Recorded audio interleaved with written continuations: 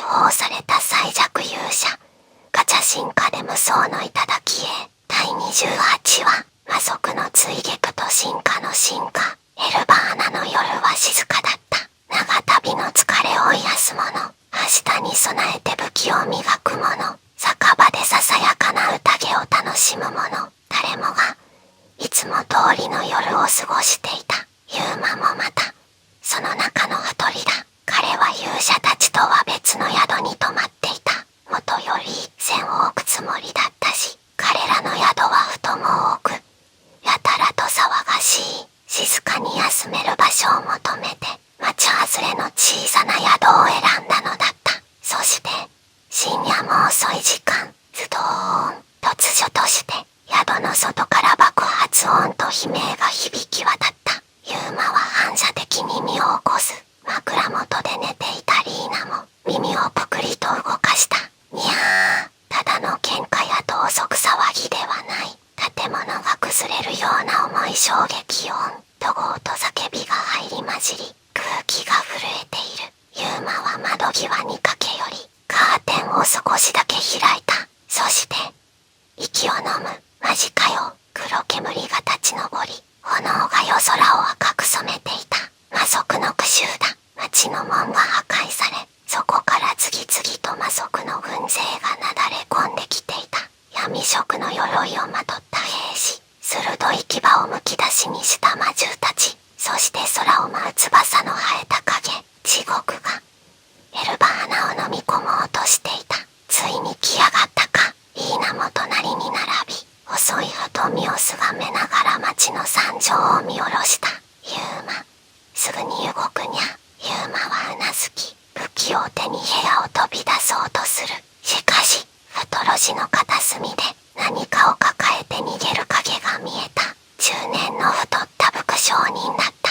必死に走りながら両腕に一本の剣をしっかりと抱えている。おお、これだけは失うわけにはいかん。商人は汗まみれになり、足をもつれさせながらも剣を離さない。背負っていた荷物は道に散らばり、手に残っているのはその一本だけだった。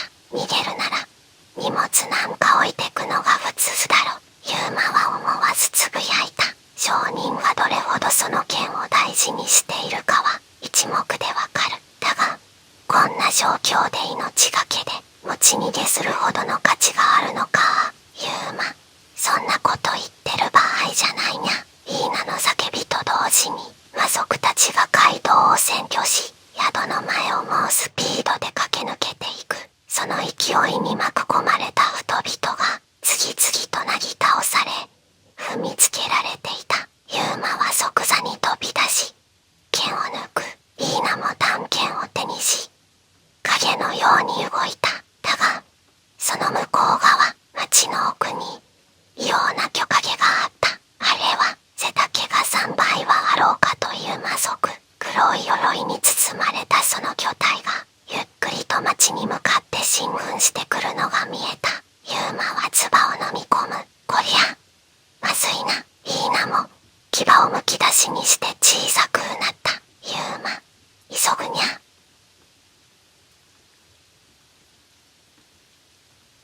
イーナも短剣と弓矢を駆使し敵を翻弄している。しかし次々と押し寄せる魔族の大軍は尽きることなく、倒しても町の奥へとなだれ込んでいく。キリがねえな。ユーマは息を整えつつふと視線を上げた。その先には遠くからゆっくりと近づく巨人の姿。圧倒的な体育、全身を覆う黒い甲冑、そして巨大な戦鎚を肩に担いでいる。あいつこっぴくるにゃ。イーナが警戒しながら言う。ユーマも同感だった。通常の剣では到底歯が立たないだろう。何か別の手が必要だ。あいつを試すか。ユーマは剣を腰に収め、片手を前に突き出す。すると青白い炎が渦を巻き、次の瞬間ユーマの手には一本の槍が握られていた。天星の槍貫通と青炎の力を秘めた槍。ユーマはその長い槍を構え、巨人を真正面から睨みつけた。久しぶりだ人は大地を揺らしながら一歩踏み出し、ユーマめがけて潜水を振り下ろした。ユーマは瞬時に槍を構え、その軌道を読んで横へと飛ぶ。潜水が地面を砕き、枯れ木が飛び散る。だがその隙を逃さなかった。クエラへ。ユーマは天保寺の槍を突き出した。青い炎をまとった槍先は巨人の分厚い黒甲冑を貫き、そのまま深々と突き刺さる。うおー。巨人は苦痛の叫びを上げた。ユーマはさらに力を込め槍をねじる。すると貫通の極みを持つ槍は肉を断ち切り、青煙のカゴがその内部を焼き尽くす。やったにゃ。イーナが喜びの声を上げる。しかし巨人は倒れない。またかよ。ユーマが低くつぶやいた。焼け焦げた皮膚の下、そこにあるのは少女の肉ではなかった。これ死体をつなぎ合わせて作ったのか。気持ち悪いにゃ。イーナの声が震える。しかも戦鬼のように霧や闇でできた存在ではなく、呪術で操られた魔物の気配とも違う。それはまるで無数の命の残滓が一つの肉体に押し込められているような不気味な違和感だった。ユーマは息を飲み、槍を握り直す。巨体の表面、甲冑の継ぎ目の奥でうごめくような影が脈打っている。まるで内部から誰かが剥いでようとしているかのように。こいつ魔族じゃないにゃ。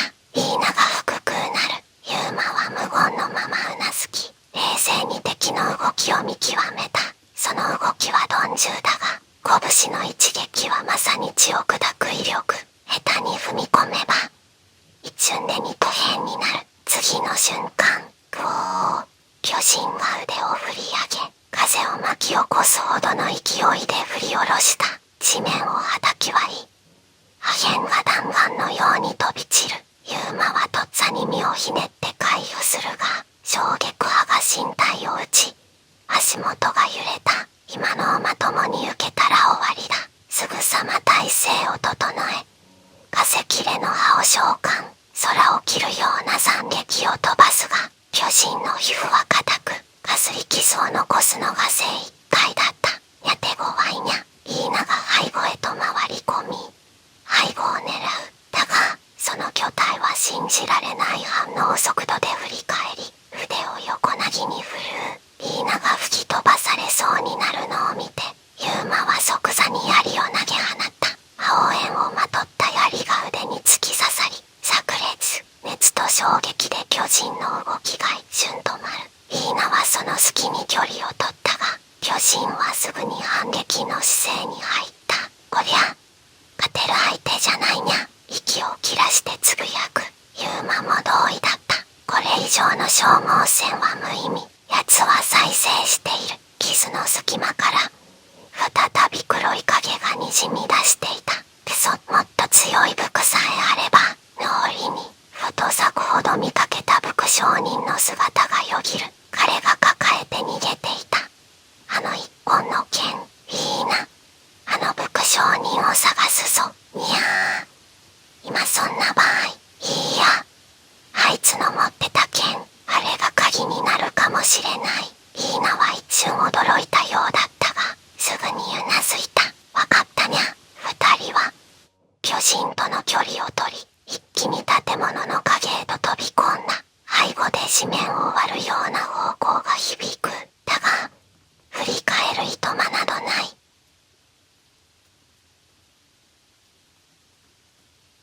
ユーマは必死にあの武将人の姿を探していた。どこださっきの男。ユーマ、あそこにゃ。イーナが指をさした。枯れ木の隙間、そこには血まみれで倒れる男の姿があった。遅かったか。ユーマは駆け寄り、膝をついて男の肩を揺さぶった。しかし返事はない。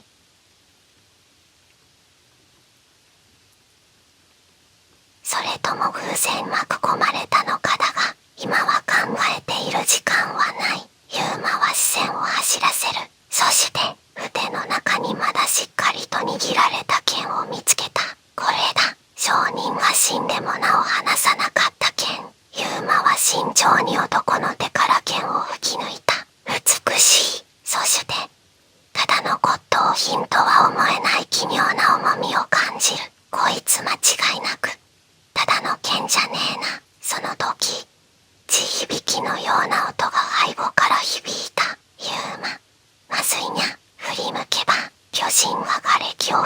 ぐしながら近づいてくる黒い瞳がまっすぐこちらを射抜いていた。